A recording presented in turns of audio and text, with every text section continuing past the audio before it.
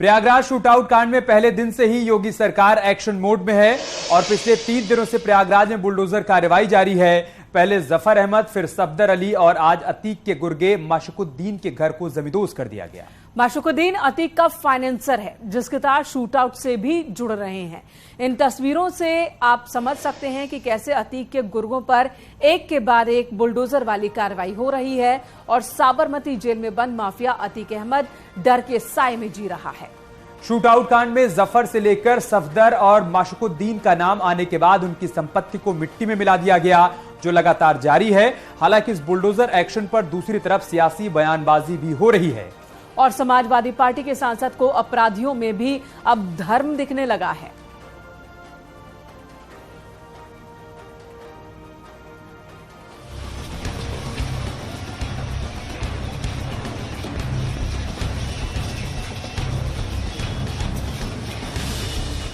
बाबा का बुलडोजर उन अपराधियों, उन आरोपियों के घर पर चल रहा है जो उमेश पाल हत्याकांड में शामिल थे।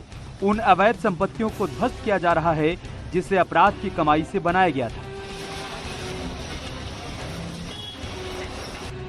और उस माफिया के रिश्तेदार पर एक्शन हो रहा है जिसके इशारे पर प्रयागराज जैसी घटना को अंजाम दिया गया। लेकिन इस कार्रवाई से कुछ समाजवादी नेता नाराज हैं, खफा हैं और जुल्म की दुहाई दे रहे हैं, क्योंकि इस गोली और बम कांड में जितने भी आरोपी हैं उनमें से ज्यादातर मुस्लिम हैं और इसी पर बर्क सियासी तर्क दे रहे हैं।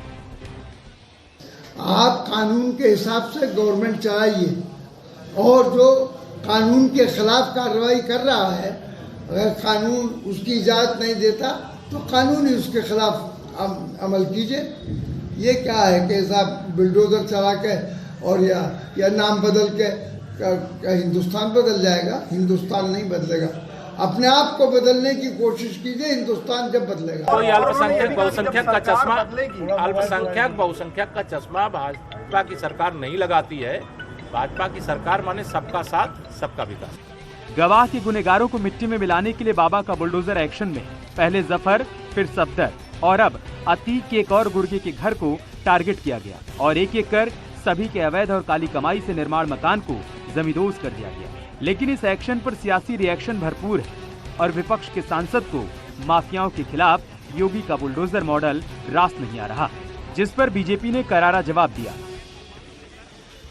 अतीक अहमद के गुर्गों पर कार्रवाई चल रही है, निकल क्या रहा है ये तो देखो। निकल रहा है उन मकानों में से हथियारों का जखीरा। किसी के व्यक्तिगत पारिवारिक मकान में हथियारों के जखीरे का अर्थ क्या है? यानी वो अपराधियों को संरक्षणदाता, संरक्षण देने का आवास और अपराधियों को समय पर वो हथियार सप्लाई करने का काम। शफीकुर रहमान बर्क जैसे लोग समाज तोड़ने वाले लोग हैं, लेकिन जैसे जैसे माफियाओं पर, अतीक जैसे माफियाओं पर, मुख्तार अंसारी जैसे माफियाओं पर कार्रवाई होती है तो कुछ लोग के पेट में दर्द होता है और पेट में दर्द होने पर वो नई नई बातें एक तरीके से समाज को तोड़ने वाला काम करते हैं। मैं बर्क जैसे लोगों को बारे में कहता हूं कि बर्क जैसे लोग भी सोच समझकर बोले, अन्यथा समाज में नफरत फैलाने और समाज को तोड़ने वाले पर भी हमारे माननीय मुख्यमंत्री योगी जी का बुलडोजर। इधर आजमगढ़ में जहरीली शराब कांड में बाहुबली सांसद रमाकांत यादव की जमानत अर्जी को इलाहाबाद हाईकोर्ट ने खारिज कर दिया और माफिया विधायक रमाकांत यादव को लेकर इलाहाबाद हाईकोर्ट की तल्ख टिप्पणी भी आई है, जो चुनाव सिस्टम के साथ ही उन राजनीतिक दलों को भी आईना है जो माफियाओं को विधायक और सांसद बनाते आए। हाईकोर्ट ने कहा, रमाकांत यादव पूर्वांचल का माफिया डॉन है। पूर्वांचल में माफियाओं का दबदबा है, जिन्होंने करोड़ों की प्रॉपर्टी बना ली, ऐसे लोग एमपी एमएलए बन जाते हैं। साथ ही कोर्ट ने कहा कि यह दर्शाता है कि चुनाव सिस्टम में खामी है।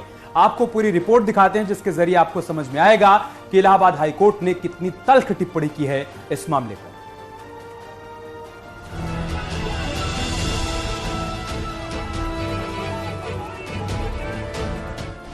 रमाकांत यादव, जिसका पूर्वांचल में दबदबा था, जिसके नाम से अच्छे अच्छों की हालत खराब हो जाती थी, जिसके खिलाफ फूलपुर में चुनाव लड़ना बाहुबली से दुश्मनी मोल लेने जैसा था, वही रमाकांत यादव फिलहाल समाजवादी पार्टी का विधायक है और शराब कांड में जेल में बंद है, जिसे बाहुबली से अब डॉन की उपाधि मिल गई है।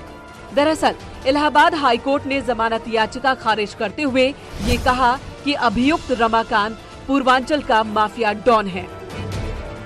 इलाहाबाद हाईकोर्ट ने पूर्वांचल के बाहुबली रमाकांत यादव की जमानत अर्जी खारिज करते हुए तल्ख टिप्पणी की है। हाईकोर्ट ने अपने फैसले में कहा है कि माफियाओं और अपराधियों का विधानसभा और लोकसभा में पहुंचना सिस्टम की खामी है। देश, खास तौर पर देश विश्व के सबसे बड़े लोकतंत्र के लिए ये निराशाजनक है कि ऐसे सिस्टम में अपराधी बड़ी पंचायतों में पहुंच जाते हैं। कोर्ट ने कहा है कि मौजूदा अगर लोकसभा की बात करें तो वहां पर भी 43% अपराधी हैं। पूरा मामला साल 2022 का है, जब जहरीली शराब से माहौल में 13 से ज्यादा लोगों की मौत हो गई थी और 60 से ज्यादा लोग बीमार हो गए थे। माफिया विधायक रमाकांत यादव को लेकर इलाहाबाद हाईकोर्ट ने तल्ख टिप्पणी भी की। हाईकोर्ट ने कहा कि माफियाओं का लोकसभा और विधानसभा में चुना जाना हमारे चुनावी सिस्टम की गंभीर खामी है। कोर्ट ने अपनी टिप्पणी में कहा, मौजूदा लोकसभा के 43% सदस्य आपराधिक पृष्ठभूमि के हैं। रमाकांत यादव के खिलाफ 48 मुकदमे दर्ज हैं। इनमें से 8 मुकदमे हत्या से जुड़े हुए हैं। इसके अलावा अपहरण, फिरौती, दुष्कर्म जैसे गंभीर अपराधों के भी मुकदमे दर्ज हैं। इतने खतरनाक माफिया और बाहुबली का बार बार चुनाव जीतकर लोकसभा और विधानसभा पहुंचना सिस्टम की खामी है। कोर्ट की तल्ख टिप्पणी उन पार्टियों पर भी सवालिया निशान है जो ऐसे माफिया डॉन को अपनी पार्टी से विधायक और सांसद बनाते हैं और जब कार्रवाई होती है तो उन्हें निर्दोष बताते हैं, क्योंकि जिस रमाकांत यादव को कोर्ट ने बाहुबली और माफिया कहा, उसी समाजवादी पार्टी के विधायक से अखिलेश जेल में भी मुलाकात कर चुके हैं और उसे निर्दोष बता चुके हैं। लेकिन कुछ दिन पहले ही सीएम योगी ने भी समाजवादी पार्टी को गुंडे और माफियाओं का संरक्षक बताया था। समाजवादी पार्टी के सहयोग से ही बार बार एमएलए और एमपी बना है। फिर 2009 में उस माफिया को सांसद बनाने का भी कुख्यात कार्य इन्होंने ही किया था। ये लोग चोरी और सीना चोरी करने का काम कर रहे हैं। मतलब जेल में बंद अतीक अहमद हो या फिर रमाकांत यादव, जिसकी भी समाजवादी पार्टी से ताल्लुकात है और रही है।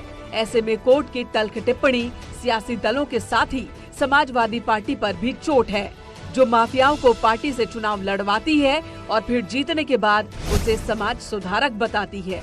Bureau report, news 18।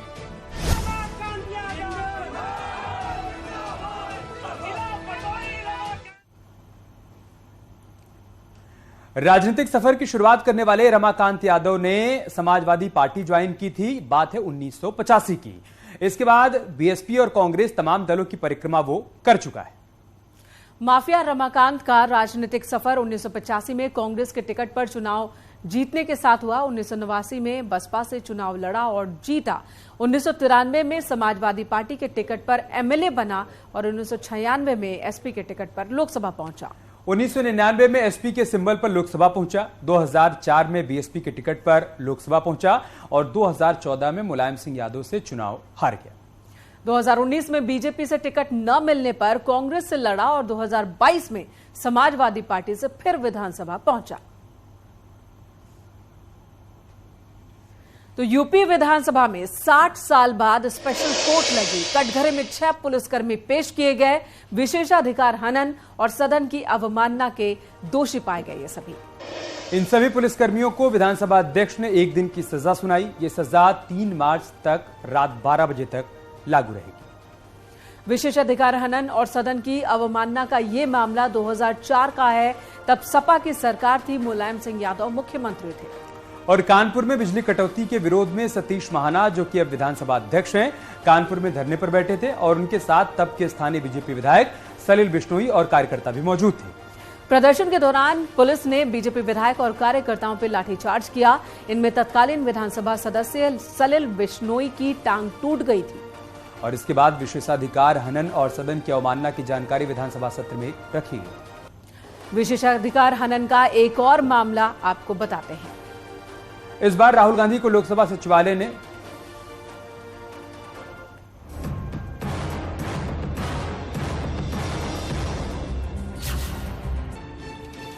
Uttar Pradesh विधानसभा का नजारा ऐतिहासिक था। कटघरे में वर्दी वाले और जज की कुर्सी पर विधानसभा स्पीकर। दरअसल बीजेपी विधायक सलिल बिश्नोई के विशेषाधिकार हनन केस में सदन को कोर्ट में तब्दील कर दिया गया। आरोपी 6 पुलिसकर्मी कटघरे में खड़े थे। वकील की भूमिका में सुरेश खन्ना थे और जज के तौर पर विधानसभा अध्यक्ष सतीश महाना, जिन्होंने दोषी सभी पुलिसकर्मियों को 1 दिन के कारावास की सजा सुनाई। आदरणीय सदन के उक्त निर्णय के अनुसार आदेश दिया जाता है कि उक्त श्री अब्दुल समद तत्कालीन क्षेत्राधिकारी बाबूपुरा कानपुर नगर, श्री श्रीकांत शुक्ला तत्कालीन थानाध्यक्ष किदवई नगर कानपुर नगर, श्री त्रिलोकी सिंह तत्कालीन उप निरीक्षक थाना कोतवाली कानपुर नगर, श्री छोटे सिंह यादव तत्कालीन कांस्टेबल थाना किदवई नगर कानपुर नगर, श्री विनोद मिश्रा तत्कालीन कांस्टेबल थाना कानपुर नगर, श्री मेहरबान सिंह यादव तत्कालीन कांस्टेबल थाना काकादेव कानपुर नगर को 1 दिन के लिए तारीख बदलने तक विधानसभा के लॉकअप में रखा जाए। सदन को अदालत में तब्दील किए जाने के बाद संसदीय कार्य मंत्री सुरेश खन्ना ने सभी आरोपियों के आरोप बताए और उन्हें 1 दिन यानी 3 मार्च रात 12 बजे तक कारावास की सजा दिए जाने का प्रस्ताव रखा।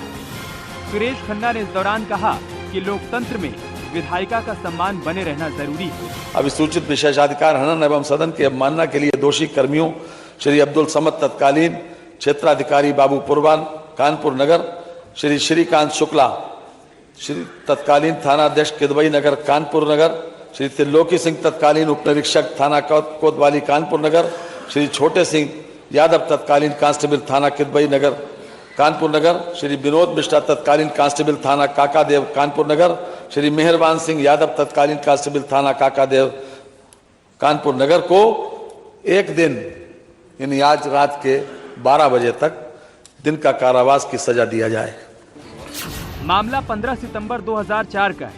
कानपुर में उस वक्त के बीजेपी विधायक सलिल बिश्नोई अपनी पार्टी कार्यकर्ताओं और नेताओं के साथ बिजली कटौती की समस्या को लेकर डीएम को ज्ञापन देने जा रहे थे। रास्ते में उन्हें सीओ बाबूपुरा अब्दुल समद के नेतृत्व में पुलिसकर्मियों ने रोक लिया। नोकझोंक के बाद पुलिसकर्मियों ने बीजेपी कार्यकर्ताओं के साथ उनकी पिटाई कर दी और गाली गलौज भी की। बिश्नोई ने इसे विधायक के विशेषाधिकार की अवहेलना करार देते हुए अक्टूबर 2004 में तत्कालीन विधानसभा अध्यक्ष से शिकायत की थी। मामला विधानसभा के विशेषाधिकार समिति के सुपुर्द कर दिया गया। जब सदन के कटघरे में सभी दोषी पुलिसकर्मियों की पेशी हुई तो विधानसभा स्पीकर ने उन्हें अपनी बात रखने का मौका भी दिया। इस दौरान सभी पुलिसकर्मियों ने गलती मानते हुए माफी मांगी। राजकीय दायित्वों के निर्वहन में जो भी त्रुटियां हुई हो, जाने अनजाने में जो गलती हुई हो, मैं माननीय अध्यक्ष जी से, माननीय सदन सदस्यगण से, माननीय बिश्नोई साहब से हाथ जोड़कर माफ़ी मांगता हूं कि जो भी गलती हुई हो जाने अनजाने में, उसके लिए हमें क्षमा कर दें। और बस इतना ही हमारा कहना है कि हम लोग जो भी हो, माननीय पूरे सदन से हम लोग माफ़ी मांगते हैं।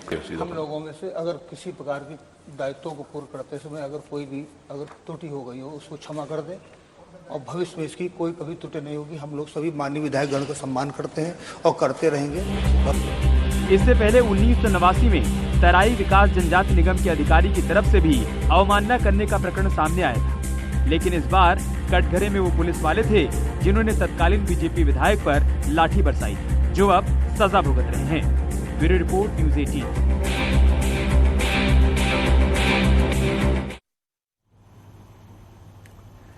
और चलिए आपको विशेषाधिकार हनन का एक और मामला बताते हैं। इस बार राहुल गांधी को लोकसभा सचिवालय ने प्रधानमंत्री नरेंद्र मोदी के संबंध में टिप्पणी करने को लेकर विशेषाधिकार हनन का नोटिस भेजा है। कांग्रेस सांसद राहुल गांधी से 15 फरवरी तक जवाब तलब किया गया है। सचिवालय ने राहुल गांधी को बीजेपी के सदस्यों की ओर से दिए गए विशेषाधिकार हनन नोटिस का जवाब देने को कहा। बीजेपी सांसद निशिकांत दुबे प्रिविलेजेस कमेटी के सामने साक्ष्य पेश करेंगे। वहीं सूत्रों के मुताबिक राहुल ने अपना जवाब कमेटी को भेज दिया है। दरअसल बीजेपी सांसद निशिकांत दुबे ने राहुल गांधी के खिलाफ पीएम मोदी पर बिना किसी सबूत तथ्य के असंसदीय और अपमानजनक आरोप लगाने के खिलाफ विशेषाधिकार हनन का नोटिस दिया था। इस नोटिस पर संसदीय परंपरा और नियमों के मुताबिक कार्रवाई करते हुए लोकसभा सचिवालय ने राहुल गांधी को नोटिस जारी किया और 15 फरवरी तक राहुल गांधी से जवाब देने के लिए कहा गया है। अब जानकारी मिल रही कि राहुल ने अपना जवाब दे दिया है। इधर कांग्रेस नेता और वायनाड सांसद राहुल गांधी लंदन गए हुए हैं। वहां उन्होंने कैम्ब्रिज यूनिवर्सिटी के कार्यक्रम में हिस्सा लिया और इसी कार्यक्रम में उन्होंने भारत सरकार पर कई सवाल खड़े किए हैं। इस दौरान वो ये भी भूल गए कि जिस मंच पर वो अपने देश की आलोचना कर रहे हैं उस पर देश की जनता उनसे सवाल पूछ सकती है। लेकिन इन सब से इतर वो मोदी सरकार पर निशाना साधते रहे। राहुल गांधी ने भारत में संस्थाओं के नियंत्रण में होने की बात भी कही। साथ ही उन्होंने अपने फोन की जासूसी किए जाने का आरोप लगाया, जिस पर अब अनुराग ठाकुर ने सवाल खड़े किए हैं और राहुल गांधी पर करारा हमला बोला। Large number of politicians have Pegasus on my phone, on their phone. I've been called by intelligence officers who tell me, listen, please be careful what you're saying on the phone because we are sort of recording this stuff. So this is a constant pressure that we feel. Giving ladies gas cylinders or giving people bank accounts is not a bad thing, it's a good thing. Because in my view, Narendra Modi is destroying the architecture of India. I think he is imposing an idea on India that India cannot absorb. Pegasus पे राहुल गांधी जी की क्या मजबूरी थी कि उन्होंने अपना mobile phone जमा नहीं करवाया, और वो नेता जो भ्रष्टाचार के चलते बेल पर है, ऐसा क्या था उनके मोबाइल फोन पे जो उनको अपना छिपाने की जरूरत थी? वो और अन्य नेताओं ने अपना मोबाइल फोन क्यों जमा नहीं करवाया? बार बार झूठ बोलना, विदेशी धरती का इस्तेमाल करना, विदेशी दोस्तों का, विदेशी एजेंसियों का इस्तेमाल करना, ये आदत सी बन गई है और भारत को बदनाम करने की आदत बन गई।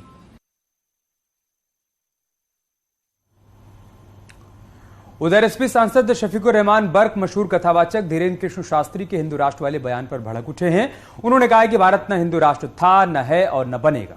उन्होंने आरोप लगाया कि बीजेपी के इशारे पर कुछ लोग माहौल खराब करने की कोशिश कर रहे हैं। आपको बता दें, धीरेन्द्र शास्त्री ने मध्य प्रदेश के टीकमगढ़ में आयोजित एक कार्यक्रम में भारत को हिंदू राष्ट्र बनाने की बात कही थी।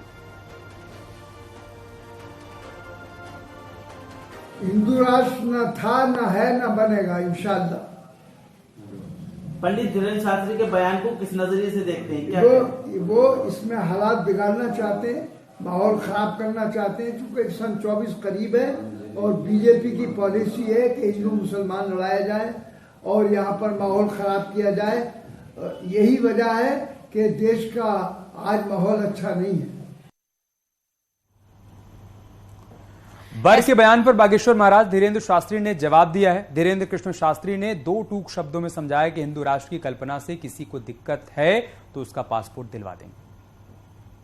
हिंदू राष्ट्र की कल्पना में भारत का मुसलमान जहां अब है वहीं रहेगा। किसी को दिक्कत है तो पासपोर्ट दिलवा देंगे। और यहां रुकेंगे एक छोटे से ब्रेक के लिए। जल्द लौटेंगे कुछ और खबरों के साथ।